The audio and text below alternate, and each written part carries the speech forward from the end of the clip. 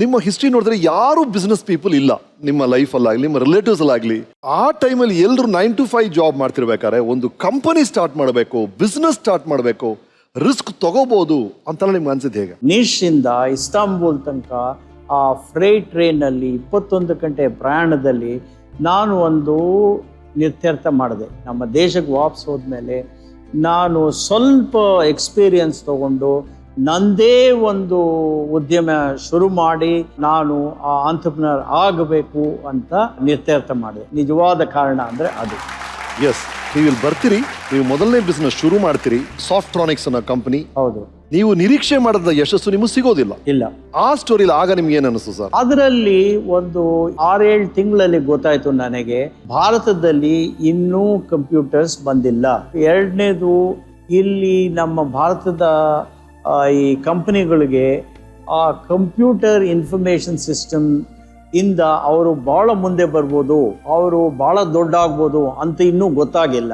ಆದ್ರಿಂದ ನಾನು domestic market ಮೇಲೆ ನಾನು ನನ್ನ ಫೋಕಸ್ ಇಟ್ಕೊಂಡ್ರೆ ಏನೂ ಪ್ರಯೋಜನವಿಲ್ಲ ಅಂದ್ಬಿಟ್ಟು ನಾನು ಸಾಫ್ಟ್ರಾನಿಕ್ಸನ್ನ ಕ್ಲೋಸ್ ಮಾಡಿ ಆಮೇಲೆ ನಾನು ಯುರೋಪ್ನಲ್ಲಿ ಸಾಫ್ಟ್ವೇರ್ ಡೆವಲಪ್ಮೆಂಟ್ಗೆ ಅವಕಾಶ ನೋಡಬೇಕು. ಅಲ್ಲಿಗೆ ನಾನು ಸಾಫ್ಟ್ವೇರನ್ನು ಇಂಡಿಯಾದಲ್ಲಿ ತಯಾರು ಮಾಡಿ ರಫ್ತು ಮಾಡಿದ್ರೆ ನಾವು ದೊಡ್ಡ ಕಂಪ್ನಿ ಆಗ್ತೀವಿ ಅಂತ ಒಂದು ಐಡಿಯಾ ಬಂತು.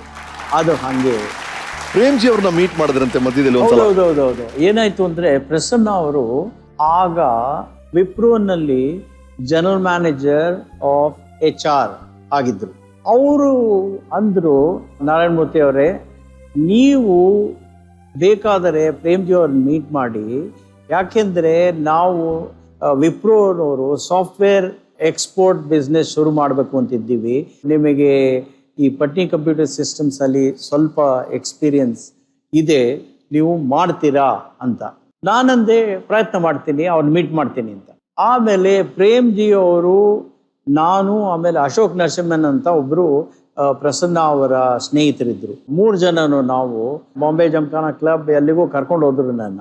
ಆಗ ನನ್ನ ಹತ್ರ ಅಲ್ಲೇನು ಕ್ಲಬ್ ಮೆಂಬರ್ಶಿಪ್ ಏನು ಇರಲಿಲ್ಲ, ಕುಡಿಯೋಕೆ ಗಡಿಯೋಕೆ ಏನು ಪರ್ಮಿಟ್ ಇರಲಿಲ್ಲ, ನಾನು ಕುಡಿತಾನೂ ಇರಲಿಲ್ಲ. ಆಗ ಅದೇನಾಯ್ತು ಏನು, ಪ್ರೇಮ್ಜಿ ಅವರು ಯೋಚನೆ ಮಾಡಿ ನನ್ನನ್ನು ನಿರಾಕರಿಸಿದ್ರು. ಒಂದು ರೀತಿಲಿ ನನಗೆ ಒಳ್ಳೆಯದೇ ಅನಿಸ್ತು. ಯಾಕೆಂದರೆ ನಾನು ಯಾಕೆ ನಮ್ಮ ಯುವತಿಯರಿಗೆ ಈ ವಿಚಾರದಲ್ಲಿ ಯೋಚನೆ ಮಾಡಬೇಕು ಅಂತೀನಿ ಅಂದರೆ, ಅವರಿಗೆ ಒಂದು ಫೇಲ್ಯೂರ್ ಆದರೆ ಅವರು ಬಹಳ ಯೋಚನೆ ಮಾಡಬೇಕಾದಿಲ್ಲ, ಬಹಳ ನಿರಾಶರಾಗಬೇಕಾದಿಲ್ಲ. ವಿಪ್ರೋನಲ್ಲಿ ನನಗೆ ಕೆಲಸ ಸಿಕ್ಕಿದ್ದಿದ್ರೆ ಇನ್ಫೋಸಿಸ್ ಶುರು ಆಗ್ತಾ ಇರಲಿಲ್ಲ. ಸೊ ಆದ್ದರಿಂದ ನಾನು ಏನು ಹೇಳೋದು ಯುವತಿಯರಿಗೆ ಅಂದರೆ, ನಿಮಗೆ ಏನಾದರೂ ಒಂದು ನಿರಾಶೆ ಆಗುವಂಥ ಒಂದು ಘಟನೆ ಆದರೆ ನೀವು ಏನೂ ಮನಸ್ಸಿಗೆ ಬೇಜಾಪಟ್ಕೊಳ್ಳಬೇಡಿ. ನಿಮಗೆ ದೇವರು ಇನ್ನೊಂದು ದೊಡ್ಡ ಅವಕಾಶನೇ ಕೊಡ್ತಾನೆ ಅಂತ, ಅದು ಭಾಳ ಮುಖ್ಯ. ಸೊ ವೆಲ್, ಆ ದೊಡ್ಡ ಅವಕಾಶ ಇನ್ಫೋಸಿಸ್ ಅನ್ನೋ ಕಂಪನಿ ಮೂಲಕ ಬರುತ್ತೆ. ಆ ಕತೆ ಶುರುವಾಗಿದ್ದಲ್ಲಿ ನಿಮ್ಮ ಇನಿಷಿಯಲ್ ಫಂಡಿಂಗ್ ಬಗ್ಗೆ ನಾವೆಲ್ಲರೂ ಕೇಳಿದೀವಿ. ಆ ಕತೆನ ಮತ್ತೆ ಕೇಳೋಣ ಅಂತ. Yes madam. ನನಗೆ ತಕ್ಷಣ ಭಯ ಆಗ್ಬಿಡ್ತು. ಅಯ್ಯೋ ಮೂರ್ತಿನ ಒಂದು ಸ್ವಂತ ಕಂಪನಿ ಶುರು ಮಾಡಿಬಿಟ್ರೆ ಹೇಗೆ? ನಾನು ಒಳ್ಳೆ ಕೆಲಸ ಇದೆ, ನಿಮಗೆ ಕೆಲಸ ಇದೆ, ಒಂದು ಮಗಳು ಹುಟ್ಟಿಬಿಟ್ಟಿದ್ದಾಳೆ, ನಮ್ಮ ಮಗಳು ಅಕ್ಷತಾ ಹುಟ್ಟಿದ್ಲು ಅವಾಗ. ನೀವು ಬೇಡ ಈ ಕಂಪನಿ ಶುರು ಮಾಡಿಬಿಟ್ರೆ ನಾವು ದಿವಾಳಿಗೆ ಹೇಳ್ಬಹುದು. ಅವ್ರು ಹೇಳಿದ್ರು, ಈ ಕಂಪನಿ ಶುರು ಮಾಡಬೇಕಾದ್ರೆ ನಮಗೆ ಅಂಥ ಬಂಡವಾಳ ಬೇಕಾಗಿಲ್ಲ, ನಮಗೆ ಬೇಕಾಗೋದು ಇಂಟೆಲೆಕ್ಚುಯಲ್ ಅಥವಾ ಬೌದ್ಧಿಕ ಒಂದು ಬಲ ಬೇಕಾಗುತ್ತೆ. ನನಗೆ ಇಷ್ಟು ವರ್ಷ ಎಕ್ಸ್ಪೀರಿಯನ್ಸ್ ಇದೆ, ನಾನು ಇದನ್ನು ಶುರು ಮಾಡ್ಬೇಕಂತೀನಿ, ಆದರೆ ಅದಕ್ಕೆ ನೀವು ಬೆಂಬಲವಾಗಿರಬೇಕು. ಒಂದು ಸರ್ಕಸ್ನಲ್ಲಿ ಎಷ್ಟೇ ಪರಿಣಿತನಾದರೂ ಒಬ್ಬ ಮನುಷ್ಯ ಒಂದು ಜೋಕಾಲಿಯಿಂದ ಇನ್ನೊಂದು ಜೋಕಾಲಿಗೆ ಹೋಗ್ತಿರ್ಬೇಕಾದ್ರೆ ಕೆಳಗಡೆಗೆ ನೆಟ್ಟಿರ್ತದೆ, ಅಕಸ್ಮಾತ್ ಬಿದ್ದರೆ ಅಂತ. ನಾನು ಇದನ್ನು ಮಾಡ್ತೀನಿ, ಕಷ್ಟಪಡ್ತೀನಿ, ನಾನು ಮಾಡ್ತೀನಿ, ಆದರೆ ನಿನ್ನ ಬೆಂಬಲ ಇಲ್ಲದ್ರೆ ಇದು ಆಗೋದೇ ಇಲ್ಲ. ಅದಕ್ಕೆ ಸಂಸಾರದಲ್ಲಿ ಹೆಂಡತಿ ಗಂಡನಿಗೆ, ಗಂಡ ಹೆಂಡತಿ ಬೆಂಬಲ ಇರೋನೇ ಮಾತ್ರ ಬಹಳ ಮಹತ್ವದ್ದು. ಈ ಬೆಂಬಲ ಕೊಟ್ಟರೆ ಮಾತ್ರ ನಾನು ಇದು ಮಾಡ್ತೀನಿ ಅಂತ. ಅವಾಗ ನಂಗೆ ನೆನಪಾಯಿತು, ನಮ್ಮ ತಾಯಿ ಹೇಳಿದರು, ಎಷ್ಟೇ ನೀನು ಸಂಬಳ ಮಾಡು, ಕಳಿಸು, ನಿನ್ನ ಗಂಡ ಕಳಿಸ್ಲಿ, ಗಂಡನಿಗೆ ಗೊತ್ತಾಗದಾಗೆ ಸ್ವಲ್ಪ ಹಣವನ್ನು ನೀವು ಯಾವಾಗಲೂ ಬಚ್ಚಿಡಬೇಕು. ಇದನ್ನು ಮುಂದಿನ ಜನ್ರೇಷನ್ನವ್ರಿಗೂ ನಾನು ಹೇಳ್ತೀನಿ, ಗಂಡನಿಗೆ ಗೊತ್ತಾಗದೆ ಸ್ವಲ್ಪ ಹಣ ನೀವು ಇಡಬೇಕು. ಅದನ್ನು ಯಾವಾಗ ಉಪಯೋಗಬೇಕು ಅಂದರೆ ಒಂದು ಎಮರ್ಜೆನ್ಸಿಯಲ್ಲಿ.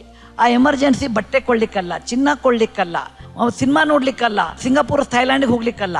ಈ ಹಣ ಅದಿಲ್ಲಾಂದ್ರೆ ನಿಮ್ಮ ಜೀವನದಲ್ಲಿ ಕಷ್ಟವನ್ನು ಎದುರಿಸೋಕ್ಕಾಗೋಲ್ಲ ಅಂದಾಗ ಅದು ನೆನಪು ಮಾಡಿಕೊಂಡೆ. ನನ್ನ ಗಂಡ ಏನೋ ಒಂದು ಕನಸು ಕಾಣ್ತಾ ಇದ್ದಾನೆ, ನಿಜವಾಗಿ ನನಗೆ ಗೊತ್ತಿಲ್ಲ ಆಗುತ್ತೋ ಬಿಡುತ್ತೋ, ಆದರೆ ಅವ್ರು ಏನು ಹೇಳ್ತಾರೆ, ಲೀಗಲಿ ಎಥಿಕಲಿ ಒಂದು ಕಂಪ್ನಿಯನ್ನು ತೆಗಿತಾ ಇದ್ದೀನಿ, ಸಾಮಾನ್ಯದ ಕುಟುಂಬದ ನಮ್ಮಂಥವ್ರು ಸಹಿತ ಒಂದು ಸಿರಿವಂತರಾಗುವ ಒಂದು ಅವಕಾಶ ಇದೆ, ಅದರಿಂದ ಅನೇಕ ಉದ್ಯೋಗಗಳು ಸೃಷ್ಟಿ ಆಗ್ತಾ ಇದೆ ಅಂತ ಇದ್ದಾರೆ. ಇದಕ್ಕಿಂತ ಒಂದು ಉತ್ತಮವಾದ ಸಹಾಯ ಗಂಡನ ಬೇರೆ ಯಾವ ಕಾಲಕ್ಕೂ ಮಾಡೋದಿಲ್ಲ ಅಂತ ನಾನು ಒಂದು ಓವಲ್ಟಿನ್ ಡಬ್ಬದಲ್ಲಿ ಕೆಳಗಡೆ ಹಾಕಿಟ್ಕೊಂಡಿದ್ದೆ. ಅದು 10,250 ರೂಪಾಯಿ ಇತ್ತು.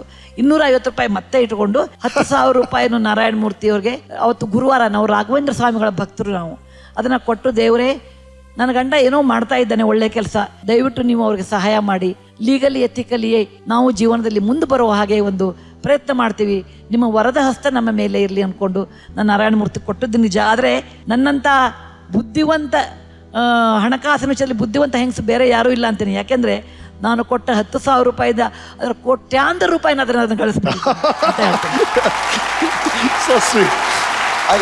ನಾನು ಈ ವಿಚಾರದಲ್ಲಿ ಇನ್ನೊಂದು ಹೇಳ್ಬೇಕು ಅಂತಿದ್ದೀನಿ. ನಮ್ಮ ಎಷ್ಟೋ ಜನ ಆಂಟ್ರಪ್ರಿನರ್ಸ್ ಹುಡುಗರು ಅನ್ಕೋತಾರೆ, ಏನು ನಮ್ಮ ಕರ್ನಾಟಕ ರಾಜ್ಯ ಏನು ಪ್ರಯೋಜನ ಇಲ್ಲ, ಏನು ಸಹಾಯ ಮಾಡಲ್ಲ ಅಂತ. There is a saying, a civilised person is one who shows gratitude. ನಾನು I am very very grateful to Karnataka government for helping Infosys. Without help from Karnataka government, we would not have come to where we are. ಆರಂಭದ ದಿನಗಳಲ್ಲಿ ಈ ಥರ ಒಂದು company ಶುರು ಮಾಡ್ತೀರಾ, ಯಾರಿಗೋ ಏನೋ ಸಪ್ಲೈ ಮಾಡ್ತೀರಾ, ಅವರಿಂದ ಪೇಮೆಂಟ್ಸ್ ಬರಬೇಕಾಗಿರುತ್ತೆ, ಪೇಮೆಂಟ್ಸ್ ಬರೋದಿಲ್ಲ ಎಷ್ಟೊಂದ್ಸಲ, ಬಟ್ ನಮ್ಮ ಕಮಿಟ್ಮೆಂಟ್ಸ್ ಇರುತ್ತೆ, ನಾವು ನಮ್ಮ ಎಂಪ್ಲಾಯೀಸ್ಗೆ ಸ್ಯಾಲ್ರಿ ಕೊಡಬೇಕಾಗುತ್ತೆ. ಆ ಕ್ಷಣದಲ್ಲಿ ಆರಂಭದ ದಿನಗಳಲ್ಲಿ ಆದಂತ, ಈಗ ಇನ್ಫೋಸಿಸ್ ಬೇರೆ, ವೆನ್ ಯು ಜಸ್ಟ್ ಸ್ಟಾರ್ಟಿಂಗ್, ಈ ತರ ಸಮಸ್ಯೆಗಳು ಎಲ್ಲಾ ಬಿಸ್ನೆಸ್ ಮನ್ಗೂ ಇರುತ್ತೆ. ಆಗ ಏನಾಯ್ತು, ಅದನ್ನ ಹೇಗೆ ಮ್ಯಾನೇಜ್ ಆಗ ನೋಡಿ ಏನಾಯ್ತು ಅಂದ್ರೆ 83 ಫೆಬ್ರವರಿನಲ್ಲಿ ನಮ್ಮ ಕಸ್ಟಮರ್ ಅಮೆರಿಕಾದವರು ಕಳ್ಸೋದು ನಿಧಾನ ಮಾಡ್ಬಿಟ್ರು ಇನ್ವಾಯ್ಸ್ ಅಮೌಂಟ್. ನಂದು ಒಂದು ಪ್ರಿನ್ಸಿಪಲ್ ಇತ್ತು, ನಾನು ಯಾವ ಕಂಪ್ನಿ ಶುರು ಮಾಡ್ತೀನೋ ಆ ಕಂಪ್ನಿಲಿ ಸಂಬಳ ಪ್ರತಿಯೊಬ್ಬರಿಗೂ 1ನೇ ತಾರೀಕು ಹೋಗಲೇಬೇಕು ಏನಾದರೂ ಅಂತ. ಸೊ ಆಗ ನಮ್ಮ ಹತ್ರ ದುಡ್ಡು ಇರಲಿಲ್ಲ. ಆಗ ನಾನು ಸುಧಾವ್ರನ್ನ ಕೇಳಿದೆ, ನೋಡಮ್ಮ ಈ ಪ್ರಿನ್ಸಿಪಲ್ ನಾನು ಇಟ್ಕೊಂಡಿದ್ದೀನಿ, ನಾವು ಏನಾರ ಮಾಡಿ ನಾವು ನನ್ನ ಕಲೀಗ್ಸ್, ಯಂಗರ್ ಕಲೀಗ್ಸು, ಆಮೇಲೆ ಬೇರೆ ಬೇರೆಯವರು ಸೇರಿದ್ರು, ಅವ್ರಿಗೆಲ್ಲ ನಾನು ಸಂಬಳ ಕಳಿಸ್ಬೇಕು, ಏನು ಮಾಡೋದು ಅಂತ. ಆವಾಗ ಸುಧಾ ಅವರು ಅಂದ್ರೆ ಏನು ತೊಂದರೆ ಇಲ್ಲ, ನಮ್ಮ ಹತ್ರ ಏನಾರ ಮಾಂಗಲ್ಯ ಇನ್ನೇನಾರ 1-2 ಇರ್ಬೋದು, ಅದನ್ನ ನಾವು ಇಲ್ಲಿ ಜ್ಯುವೆಲ್ರಿ ಶಾಪ್ ಇದೆ, ಅಲ್ಲಿ ಹೋಗಿ ನಾವು ಪಾನ್ ಮಾಡ್ಬೋದು, ಅದರಿಂದ ಕೊಡ್ತಾರೆ 50% ಏನು ಅಂತ. Both Sudha and I were quite upset that day, but then I was quite happy that we were living up to our principle of making sure that every employee was paid, even if some of them were co-founders, were paid properly on time. And therefore, while Sudha had tears in her eyes that we were pawning, we collected the money and we made sure that the salaries were paid. I did not talk about it with my younger colleagues. I spoke about it only in 2004 when we celebrated the $1 billion day. That was the first time I spoke about it.